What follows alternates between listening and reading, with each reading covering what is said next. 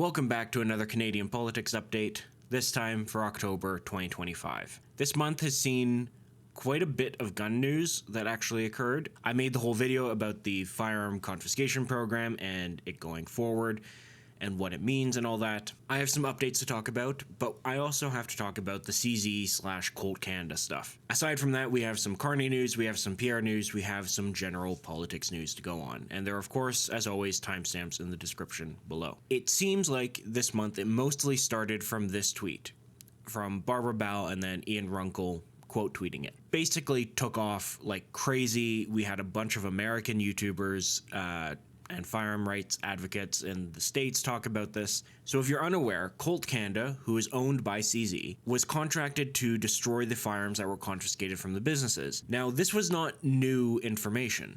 In fact, I think I talked about this in one of my videos at some point in this past year. I might not have, but I swear I would have remembered doing this. Now, this article was written on March 1st, 2025, and Wes Winkle, who is the director of the CSAA, said that businesses have been sending guns to Colt Canada as part of the program. And this was well known. And I've heard from my own experiences that this is what has been happening. And so this was not at all a surprise to me. The question was always, is this going to involve the civilian side? And with the launch of the confiscation program as a whole, there are questions of, well, what's going to happen now? Well, this is what we know so far. And the NFA put out a pretty good summary of what we have. So the contract is worth $9 million, apparently. They are not citing the name of the contractor due to safety and security concerns. 12,000 firearms and roughly 14,000 parts and components had already been shipped off to this CZ/Colt Canada facility, and there has been no official information as to where and how guns are going to be sent from the civilian side. So with all of this blowing up and Americans talking about it specifically, you had a lot of pushback from Americans who were super against buying any CZ product. It's one thing for Canadians to not want to buy CZ products, but when Americans start not buying CZ products, that is when it hurts their wallet. And they went through several forms of damage control, it seems. And ultimately, it looks like they landed on this. This is an email from a Reddit post someone sent in to CZ, and they said, "Thank you for reaching out. Please note that Colt Canada is not and will not be involved in the Canadian government assault-style firearms compensation program for Canadian citizens, including any form of collection or destruction of firearms. Our activities in Canada remain focused on serving military and law enforcement customers." Now, it took them a while to get to this point, and in my opinion, I think that's because CZ didn't really know about this. Colt Canada can operate fairly independently. Yes, they're owned by CZ, but they're not really in the civilian market sales anymore. They basically only make firearms for military and law enforcement, as the email states, and it's been like that since the 2020 bans. So there's no reason for CZ to be right up in Colt Canada's business when this is going on. It would seem like a local issue. But this became a CZ issue when it became public and people realized that it is a very bad look and also just morally not right to have a company selling you firearms and then taking those firearms when the government confiscates them. And so with CZ now fully denying any participation in the program of any kind for civilians, they are very specific in saying civilians because I do think that they were contracted for the business operations side of it. But the civilian side of it is the one that really truly matters. Yes, the business side matters, but the civilian one is the big one. So here's where my opinion comes in on the whole thing. This is a failure of CZ point blank. Even if they didn't know about it, that's a failure of CZ. Until they release some other kind of statement, I'm probably not going to be reviewing any CZ products. But we need to get into the confiscation program again, because there were some updates to it that kind of tie into this. We'll start off with this. The First Nation member, Justin Gold, published this letter basically saying that they do not like the gun confiscations, and we've known that Native groups really do not like these confiscations, especially when they include the SKS. And then we had this. We had the Cape Breton Police Union, which is the place where the pilot program was set to go on, essentially saying they were blindsided by this program in general. They did not approve of it. And as a result, the Cape Breton police chief will be facing a vote of non-confidence from the union.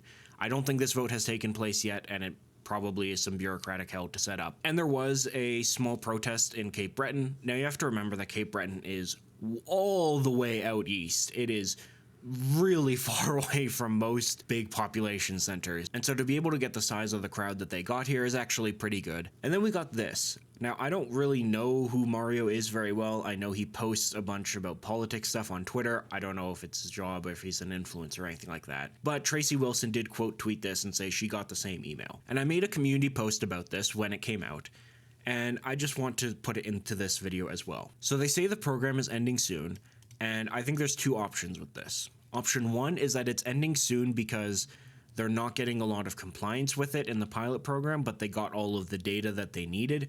So they're just going to end the pilot program and then begin the full confiscation program.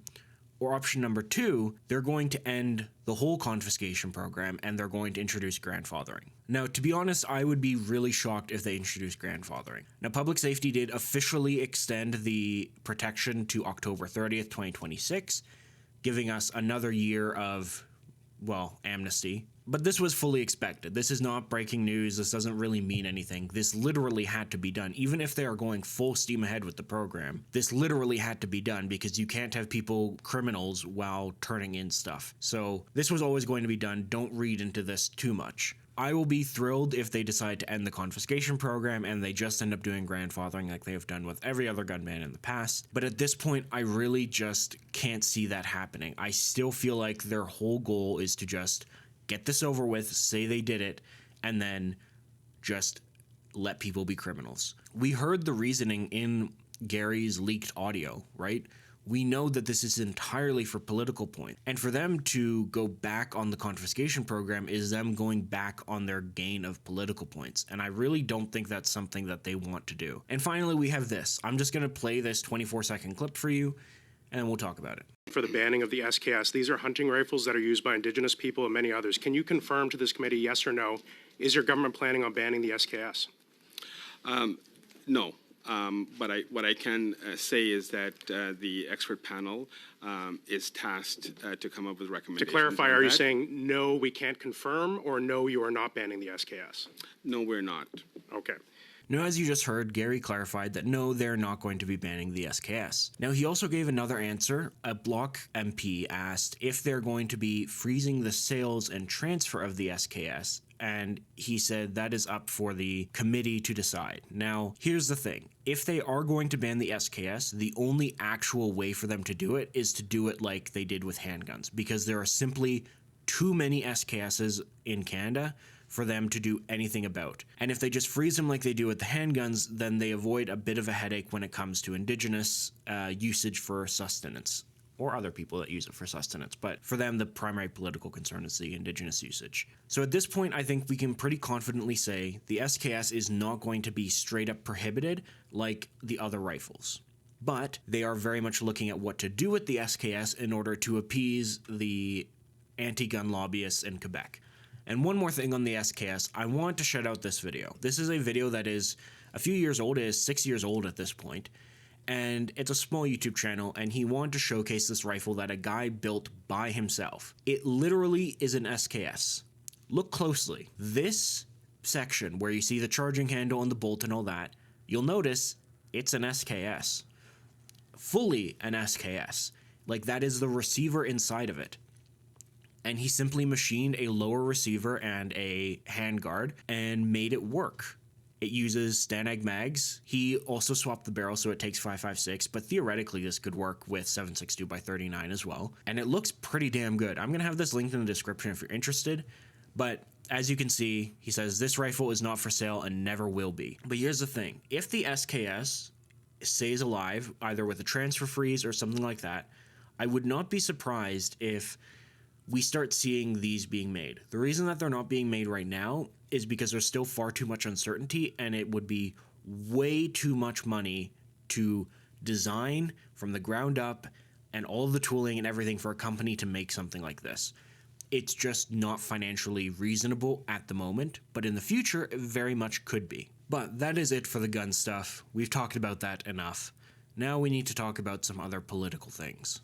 Now, moving on, we need to talk about the Pierre campaign going on in the press. Now, this has been a rather odd development at a particularly odd time, to be honest, and that's for a lot of reasons. But it mostly started, at least from what I can tell, with this article. It's an article by Althea Raj in the Toronto Star, of course. And essentially, the whole premise of the article is that there are some Conservative MPs that are unhappy, and Pierre's leadership might not be safe. But then we get this article today, and it's from, well, today as I'm recording, which is October 22nd. Some Conservative MPs have doubts over Pierre's leadership after podcast remarks about the RCMP. Now, if you missed this, Pierre went on a podcast, and he essentially referenced the Aga Khan scandal and the SNC-Lavalin affair. Now, despite what many Liberals and the CBC say, the RCMP commissioner, especially Brenda Lucki, was a political tool. She was not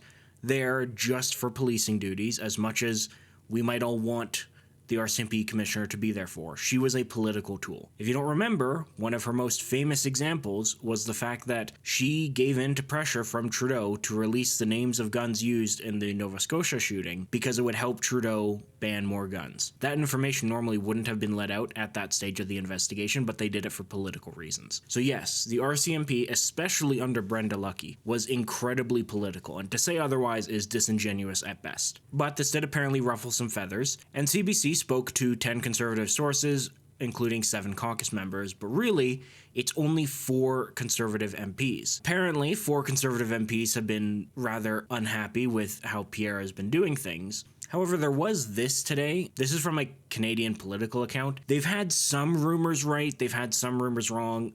I just find it really hard to believe that this is true. Apparently, Liberals were aggressively courting some Conservative MPs, and I guarantee you it's the 4 that complained to the media. And 3 of them are rumored to be crossing the floor. That part I just cannot believe. There's no way any Conservative MP would cross the floor to join the Liberals right now. That's for a lot of reasons, but one of them being the Liberals are about to introduce a massive budget, which we will talk about in a second, that is going to look very bad on them. So bad that Carney had to do a national address before it was released. So there's just no way that this is going to happen. At absolute most, if there are some Conservative MPs that leave, I would see them being independent. That's just how I think it could go down. But this whole story of Pierre being under pressure, I really don't think is going to matter come the leadership review that he has, January or February, one of the two. As soon as that leadership review in Calgary is done, and it's a review by the party members, not just the caucus, I think he's going to get a very large percentage of confirmation. It's not going to be unanimous. I think he's probably going to get somewhere between 75 and 85. That's my guess. Any higher, and it would actually seem a bit suspicious. Any lower, and okay, maybe there is room for someone to come in. Reality is he's probably going to win it very easily, and it's going to shut up all of the Conservative MPs, the 4 of them, that are having problems. Now, speaking of the topic of the budget, Carney, as of tonight, gave his speech. You can watch the whole speech if you'd like. This is simply a Global News article going on about it, and he said some interesting things, and a lot of them are very campaign-like. You will notice that, and that's important. Carney is bringing back his anti-Americanism, as the Liberals always do when they are in trouble. Anti-Americanism in Canada can take many forms, some of it justified, some of it hyperbolic. And for Carney, he's reusing old lines. The decade-long process of an ever-closer economic relationship with the United States is over. That's something he said over and over and over again during the campaign trail, and it did work for him. Obviously, that has not worked for Carney, and things have not gone particularly well with Trump, despite him trying to appease him in every way possible. But more specifically, he said he wanted to double non-US exports over the next decade while boosting domestic investment and infrastructure in the upcoming budget. Now, Matt Gurney on Twitter wrote this out. It's a pretty good summary of that statement, where we look at the total exports. Canada exported $720 billion. Our exports to the US were $547 billion, and our exports to everyone else were $174 billion. That's how Carney's getting his $300 billion statement, because this would be doubled into roughly $348 billion. So I will say, I don't think that's not unachievable in terms of a broad set of goals, and he does say that it would take about a decade. But that's also pretty difficult when all of our exports, things like the auto sector, are actively leaving Canada. The only way you can actually realistically get that kind of increase is if Canada were to utilize our natural resources, specifically by selling natural gas to places like Japan and Europe. I don't see how you could do it any other way. Now, Carney is saying he's going to build up some of these national nation-building projects, but I just can't see how any of those are going to double our exports to non-US countries. It just doesn't really make a lot of sense. Now, Desjardins also put out a statement earlier today or yesterday, as I'm recording again, and essentially going over how much this budget is going to cost. Ottawa's watchdog, as I mentioned in the past, said this is going to be $68.5 billion of deficit. Desjardins has estimated it could be up to $70 billion of deficit. Either way, none of that is very good at all, and it might cause the budget to face some strain. This article is from yesterday. Liberal House Leader says he's starting to worry about support for an upcoming budget. The Liberal House Leader said, "When I see opposition parties ruling out the possibility of voting for the budget, that's starting to worry me." Now, the Bloc, as I've been talking about, has 6 major priorities, but one of them is very significant, and that is this: boosting old age security payments for those 65 to 75. The Bloc really wants this, but it's a really terrible idea simply because we don't have the budget available to actually do this. This alone would skyrocket the price of the budget. And considering the price of it, it's possible that they have included it so that they can guarantee Bloc support, but part of me thinks that it is not going to happen if the House Leader is saying that he's worried about the possibility of the budget failing. Now, the NDP is in a tough political spot. They can't outright come out and say they are going to support it. And the reason they can't really do that is because they don't have a leader, and they don't want to go to an election without a leader. But they also don't want to be seen as supporting the Liberals, which severely hurt them in the last election. So Don Davies, who is the interim leader, has been essentially saying it's up to Carney to craft a budget that we can all support, and saying that the government should be reaching out to all parties so that they can get enough votes to have it passed. Now, the NDP did actually meet with Carney, and they say that here Davies met with Carney earlier this month to lay out the party's priorities on the budget, but that doesn't mean that they're actually going to be doing any of those things. Now, because of the way that I schedule my uploads, I'm not going to be covering it as soon as it happens because it happens on November 4th, and I always do my politics updates at the end of the month. So I'm going to be missing the week of drop for the new budget, but if it's catastrophic enough that an election is called, I will be making a video on that. But if it does end up passing, let's say, how I have predicted, where the NDP just walks out and then the Liberals pass the budget with just their own votes, that's not worthy of its own video, and we'll talk about that at the end of the month in November. And we had this tweet, again from Mario, but I just wanted to make a quick note on this text and what it means. Elections Canada essentially has to be prepared for an election at any time, but they can't rent out spaces and start printing things every single day of the year, right? They have to be prepared to start those things, but not have them actively ready to go every single day. And when you're in a minority government, especially a traditional minority government where the lifespan is averaged at like a year and 8 months to 2 years, then yeah, they need to be ready really quickly. And we saw this, I believe, in 2023. In 2023, Elections Canada started to ramp up their preparedness because they knew that an election was coming. So what does this text mean? It doesn't really mean much. It just means that Elections Canada is looking at the Parliament and thinking to themselves, okay, we don't think this is going to last very long, and we need to be prepared in case there is an election. There's really nothing else to it than that, but it is a sign that we are back into normal minority government territory. And finally, I want to end back here. We are back to the polls. I've said it over and over again. I didn't think we'd be coming back to the polls until like January, but damn it, they're moving, and they're moving in a way that I think is now affecting government approach. As I mentioned earlier, Carney is whipping out his election sloganeering again, and I think in large part that has to do with this. The Conservatives and the Liberals have been trading for top spot over the last few days. I'll have this linked in the description below. Poilievre is excellent, and according to Poilievre's projections, who again was the best predictor of the last election, he is having the Conservatives in first. Now, this is as of October 21st, and as you can see here, this graph only goes to October 17th. He just hasn't updated this specific graph yet, but this is the most up-to-date numbers, and he has the Conservatives in first in both vote percentage and in seats. Now, it would be a minority government, hypothetically, but right now I don't really care about the seat count in general. I mostly care about this tightening. As you can see, after the election, the Conservatives took a dip, and a lot of this dip was mainly thanks to Nanos and Ecos, but as time went on, as more pollsters started polling again towards the end of the summer, things started to get tighter and tighter and tighter until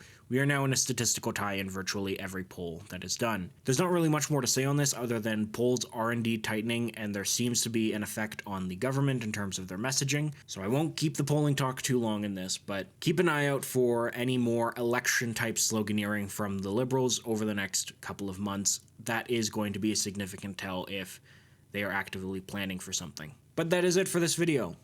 Thank you very much for watching. I'll be back to firearm reviews and optic reviews next week. I have some really interesting stuff I think you're going to love, so subscribe and have a good day.